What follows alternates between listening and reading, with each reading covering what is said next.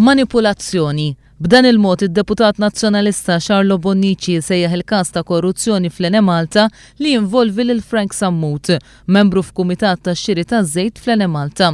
Manipulazzjoni għaliex skont id-deputat nazzjonalista il-gvern ittermina l-impjieg tiegħu. Li ma qalx Xarlo Bonnici huwa l-fatt li t-terminazzjoni tal-impjieg ma kienx mill-kumitat tax-xiri taż-żejt fih dan l-Enemalta, imma mill-kumpanija MOBC li m'għandax taqsam xejn mal-każ. Il-kumpanija MOBC hija turija biss tar-rabta fil-qrib li hemm bejn Sammut u Ostingat. Biex jiddefendi lil Lawrence Gonzi u l-Ostingat, Xarlo Bonnici kwota ittra li ppubblikat il-blogger nazzjonalista Defni Caruana Galizja. F'din l-ittra datata 13 ta' Lulju 2004, il-kabinet qabel li jittermina l-impjieg ta' Sammut mill-MOBC sempliċement biss għax il-kumpanija waqfet topera. Xarlo Bonnici li fl-artiklu tiegħu ma semmix li huwa wkoll l-assistent parlamentari ta' Ostingat jiddeskrivi dan il-każ bħala tfih ta' tajn u l-medja li rapportat dan il-każ ma kienitx onesta.